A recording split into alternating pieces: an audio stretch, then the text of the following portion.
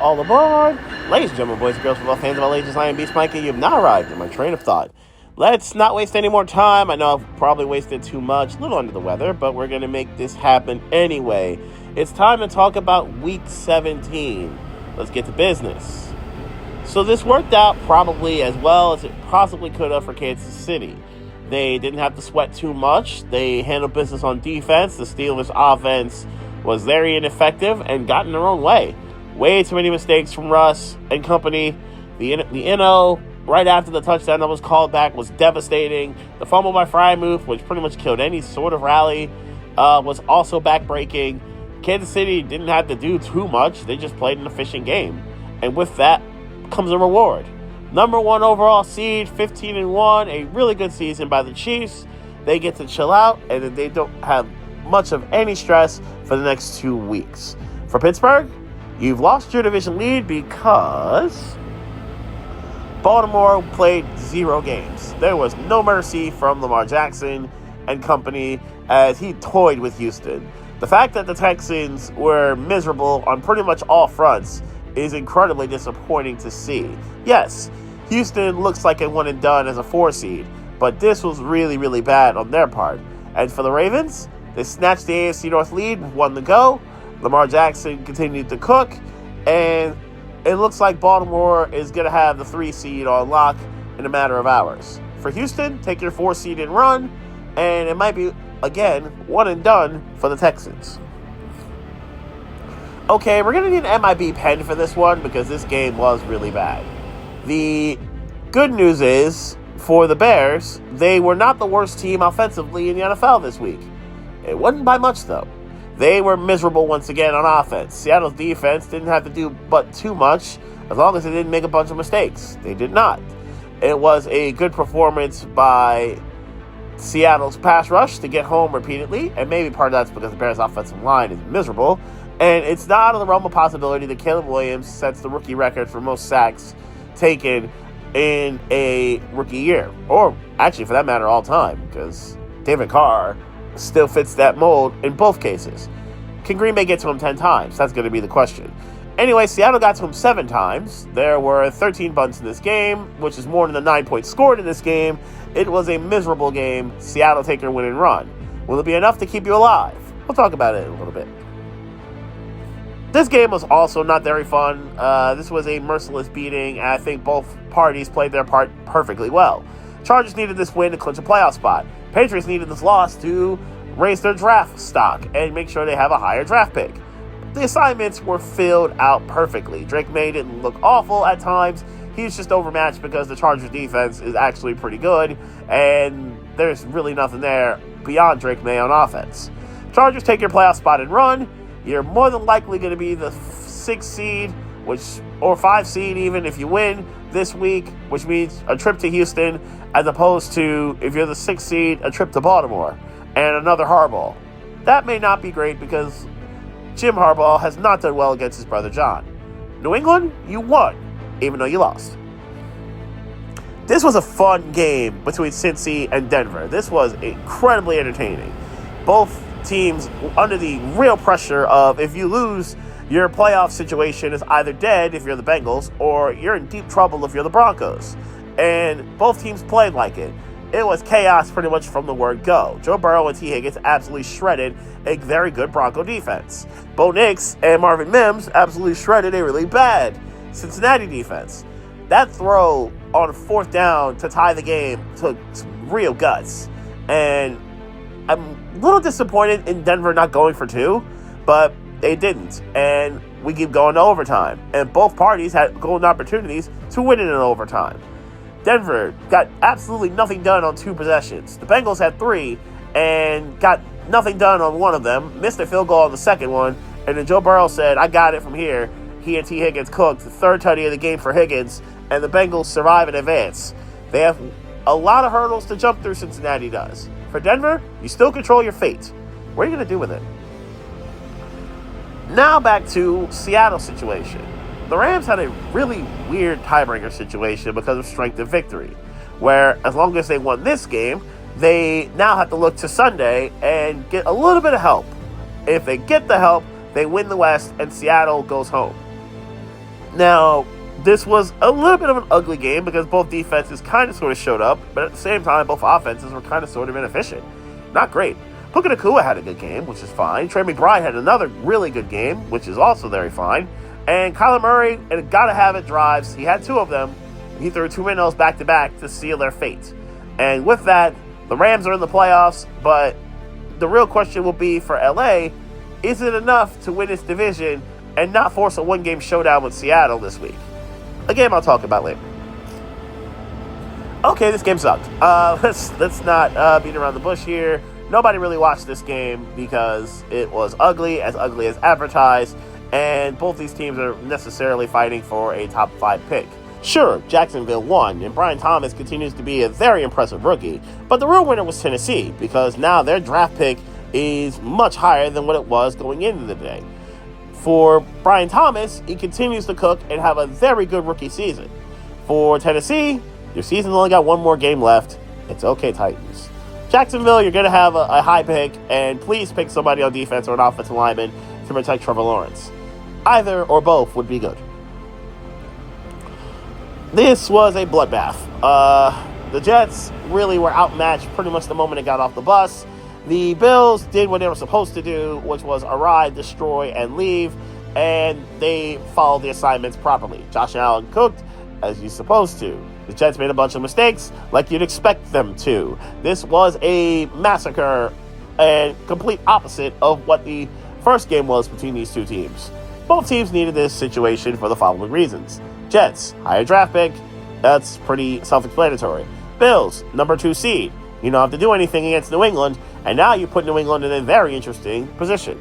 If New England wins, their pick will get much lower. If New England loses, then it's a really bad look for the Patriots to lose like that, but it'll work. Buffalo gets to rest Josh Allen and company for a week, and did Josh Allen lock up the MVP? That's going to be a question we answer later. Baker Mayfield will not get MVP votes like that, but Baker Mayfield certainly cooked and baked hardcore against the Panthers. Carolina is getting better. There's no question in that.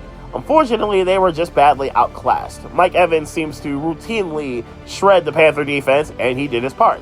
Baker Mayfield threw 5 tutties, and he was excellent when he was throwing to Evans or whomever else. Bucky Irving continued to handle his business and continues to really put on a very solid rookie year. Carolina, no shame in this. You were beaten by a far superior team, and in time, once you get your guys back in the offseason, Derek Brown, Shaq Thompson and company, you should be better next year.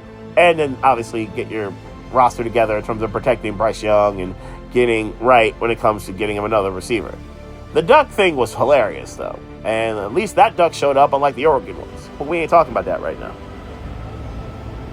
Raiders. You are failing to understand the assignment. You're not the only ones, because Jacksonville is too. But, yeesh, Raiders picked a bad time to have the number 1 overall pick, and then all of a sudden, you no longer have the number 1 overall pick. Yes, Brock Bowers is like that. He is setting records for tight end and as a receiver in general, honestly, because Brock Bowers is as advertised. No matter who the quarterback is, he gets busy. Unfortunately, he's getting busy at the wrong time so that he won't get Shedeur Sanders throwing to him, but it's happening. Brock Bowers is like that. New Orleans, this season has cratered and cratered hard, and it's a shame to see it because of how well they started, but it's what it is, and the Saints are going to rise up draft boards because of it. Raiders take your win, and it's pain, but at the very least, you know you have a superstar in Bowers, who absolutely is going to be first-team All-Pro at tight end. This was also another bludgeoning. The Eagles didn't need Jalen Hurts to put up a 40-piece on their hated rival in the Cowboys. We probably should have seen that this game was going to be over and quickly with the pick 6 that C.J. Gardner-Johnson had early. And then so many turnovers by the Cowboys. The Eagles were efficient and productive.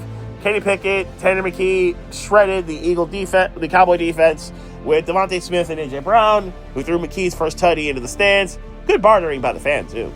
And the Cowboys got rolled in a game that they didn't need to win, really, and got it done.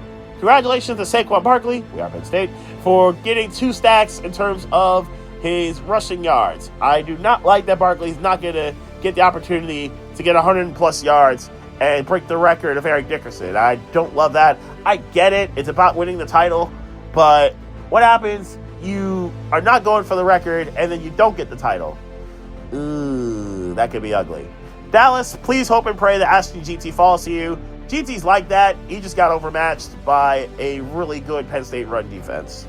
Dallas, take your loss and run. Eagles, take your 2 seed and chill out against the Giants, where you might not need to do too much against. Speaking of those Giants, golden opportunity on their part to make it happen and make it high and stay at the top of the draft boards. You had the number 1 overall pick in your possession. And then all of a sudden, Drew Lock careers and absolutely shreds a Colts defense that looked completely lost. It is a very horrible loss for Indianapolis, and a humiliating one at that. Jonathan Taylor aside, no one else really showed up like they needed to, like they should have. And that is as painful of a loss as humanly possible. Pat McAfee proceeded to cook Indianapolis on Twitter afterward. He was right, too. And Indianapolis is in a murky spot. What do you do if you're Indy? How do you rebuild this? What do you do with Anthony Richardson, who didn't play in this game, sure, but Joe Flacco was an abject disaster in said game. A game you had to have to keep up with the Bengals, Broncos, and the Dolphins, who I will talk about in a little bit. Giants, you may have won the battle, but you might have lost the war as well. You dropped from the 1st pick to the 4th, and Cam Warner, Shedeur Sanders probably won't get to the 4th overall pick in the NFL draft. Jalen Milroe might, though. There were only 2 late games in this schedule for Week 17, and one of them was a bloodbath. Kind of, sort of. It didn't look that way to start, because both offenses really couldn't get out of their own way. They were very ineffective and efficient. Obviously, Miami didn't have Tua, but Snoop Huntley played pretty well. And DTR was, yikes, bad. Myles Garrett was excellent, because he's supposed to be. And I like Patrick Paul. I think he's going to have a very good career.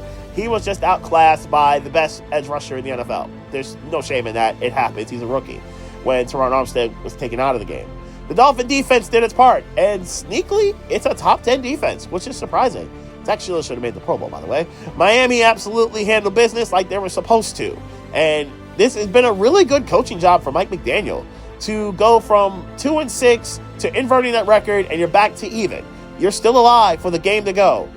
Can you get a miracle from the Chiefs? That will be the question. That's all you need as long as you handle business at MetLife. The main event was as kind of sort of advertised. It kind of worked out like the first game did between the Vikings and the Packers, where Minnesota jumped on them early, and Minnesota capitalized off Packer mistakes, and there was nothing Green Bay could do until it was almost too late. The 4th quarter happens, and Jordan Love and company start to make a run. And all of a sudden, it's a 1-score game as we get towards the end, even with Minnesota's best efforts. Ultimately, the Vikings were the better team, and Minnesota made the plays at the very end to make it happen and get this dub. So with that, Green Bay is locked into 6 or 7, which I will get to in a little bit. But for Minnesota, there is a 1-game showdown coming. And I can't wait to talk about it later on. Let's get to the Sunday night game and how fun this was for a lot of people. For fantasy purposes, I walked into this game thinking, okay, I had Terry McLaurin, and my opponent has Jaden Daniels and Drake London. As long as McLaurin and London cancel, I should be good because I have Jahmyr Gibbs on Monday Night Football. They did not cancel. London had a very good game. McLaurin was left on an island by A.J. Terrell, and that was really bad because Jaden Daniels cooked with everyone else. This couldn't have gone any worse for my fantasy team and my fantasy championship for me. But Jaden Daniels was outstanding, as he normally has been. He and Mike Penix both made their mistakes. They are both rookies. It'll happen. But ultimately, both guys played well. They played really good ball. The Falcons' clock management at the end of both halves were miserable.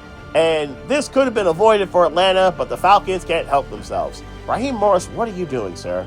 That was a terrible use of clock management in both halves. And you settled for a field goal at the end of the first half. You made a field goal far less makeable in the second that would have ended the game and led to a hilarious video where Falcons fans thought they made the kick and he missed it by 5 yards.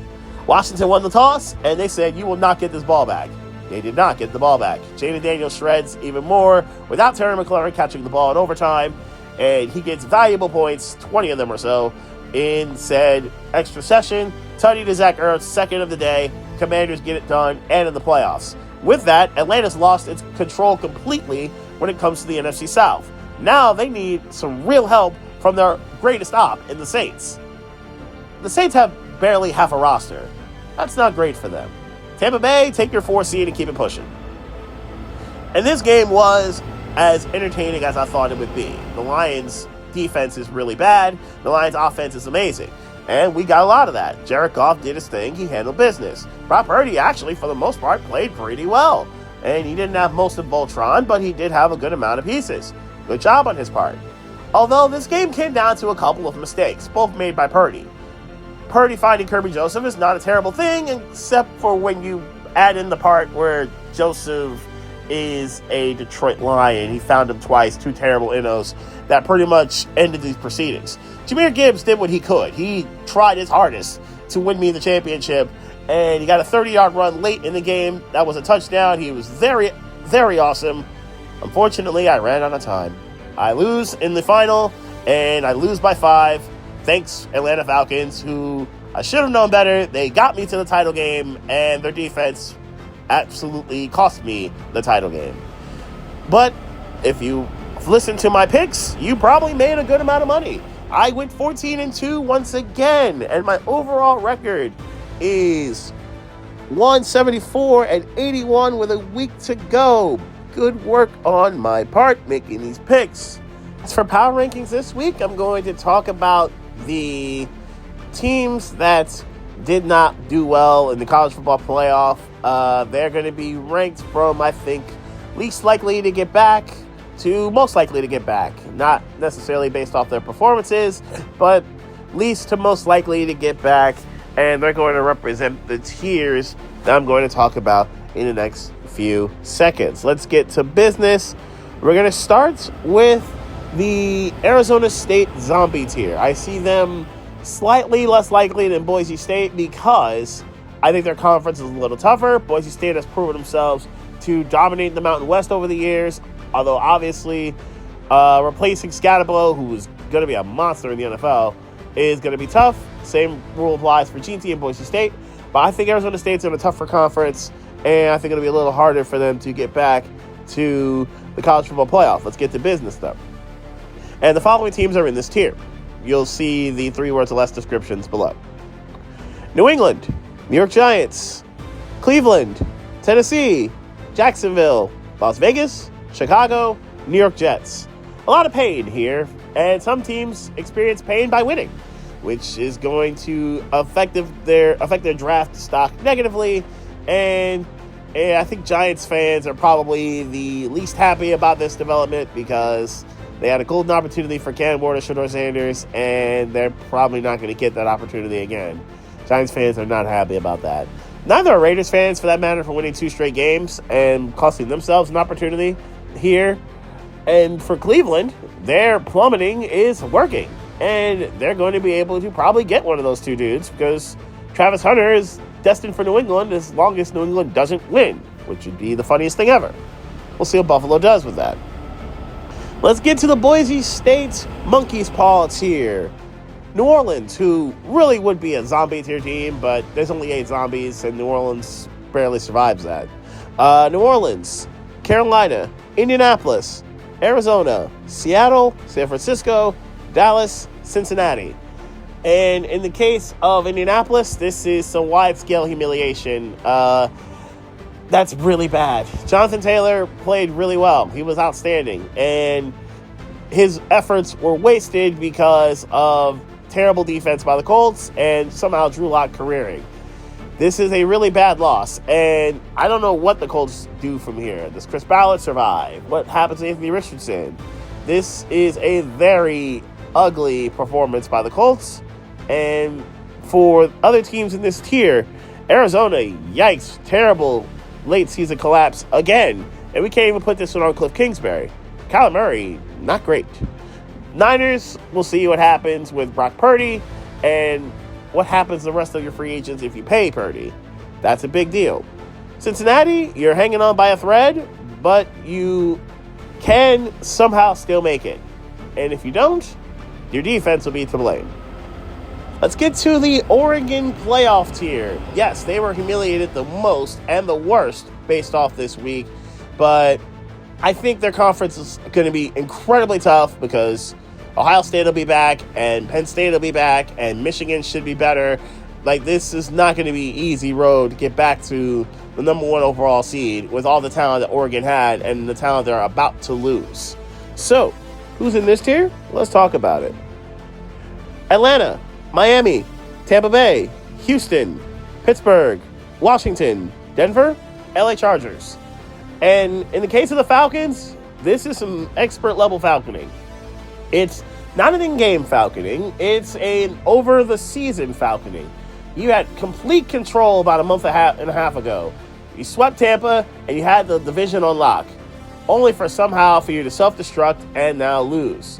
Lost to a dying Saints team, and now you need said Saints to save you and win the division. A division you had no business losing. And yet somehow you're going to, more than likely. For Miami, it's a good turnaround to go from 2-6 with all the chaos that happened early to inverting that record 6-2, and you're still alive for the playoffs with a week to go. That is impressive. If they don't get in, sure, there'll be some questions. But I do think it's a very good turnaround, and it's pretty good coaching by Mike McDaniel and good leadership on his part to keep that team motivated and to keep that team going. That's actually very impressive. And he won't get credit for it because the Dolphin fan base can be a little judgy. I would know. I am a fan, and I've seen it. For Pittsburgh, ugly 11-day stretch. And I feel like they're a one-and-done team, and it's going to be really bad. And I feel the same about Houston, too, who their injuries, especially to Tank Dell, and they look rough. And this could be the 4-5 matchup, or one of these teams could face the Chargers. It's not great for the Steelers, or the Texans for that matter. And now let's get to the Georgia title tier. I trust Georgia a little bit more to get back because Georgia had a backup QB in there for this game, and I think it's a little bit of a different game if Carson Beck is playing. Anyway, Georgia title tier. LA Rams, Green Bay, Baltimore, Philadelphia, Minnesota, Detroit, Buffalo, Kansas City. And Detroit and Minnesota obviously is the game of the week and probably the game of the year. But let's talk about some of the other teams in this. I'm disappointed that Saquon Barkley will not be able to go get this record. He deserves a shot at it, at least a half at it, honestly. It's a little disappointing that he will not be able to get the 105 yards needed to break Eric Dickerson's record. I find that a little disappointing. Packers, I am concerned that you've looked good against the teams who aren't top tier and have not been able to beat anyone that is. That's a very big concern to me. Baltimore, your season effectively starts next week. Can you figure out a way to finally break through and beat the Chiefs in the playoffs? And the Bills, for that matter, because Josh Allen is one up against Baltimore in postseasons. And Buffalo, is this your year? Questions that will need to be asked. And if I'm the Bills, I'm sure that they'll probably rest their starters and move onward and upward to next week as the 2 seed. Let's go to the games of interest. And Bills-Patriots is the first one. New England could do the funniest thing ever and actually win this game. If they do, they're not the first overall pick. If they don't, they keep it, and they have total control. They have a quarterback worth believing in, and they need pretty much everything else. They could get a king's ransom for that first overall pick in a very shallow quarterback draft. It's not very good. And the other game here is Jacksonville and the Colts. Where's Indy's head at after the really bad loss to the Giants? Where's the Colts' head? And is this the last game for Chris Ballard? What happens with Anthony Richardson in the offseason? A lot of questions need to be asked about the Colts. And for Jacksonville, they could possibly win another game against Indy this year and make your draft stock all the worse, would you? Go to the Monkeys Paul tier games. Niners, Cardinals. A team whose season self-destructed due to injury versus a team season who just self-destructed. It's a terrible look for the Cardinals, who had the NFC West in control and then took one trip to Seattle and things never got better. That is a really rough way for the Cardinals season to end. And for Kyler Murray, what do you do? What do you do now? Wasting a very good year from Trey McBride and James Conner. Marvin Harrison was okay. Niners, where do you go from here? Do you pay Purdy? Do you pay Hufanga? Well, what do you do here? And, of course, you have the Steelers, the Bengals. One team needs momentum. The other is fighting for the playoff lives. I am very much looking forward to this game. Can Cincinnati save themselves and get themselves at least another day alive in the playoffs? If not, then obviously we're down to the Dolphins and the Broncos. And for Pittsburgh, they need this win badly on Saturday, tomorrow. They need this win badly just for momentum's sake. And gives them an opportunity to win the AFC North, even though Baltimore is playing the Browns. That's probably not going to go well. At least for the sake of Pittsburgh, they just need a win and to get the situation kind of sort of back under control. Let's get to the playoff tier games. Saints, Bucks. This is really more so about Tampa.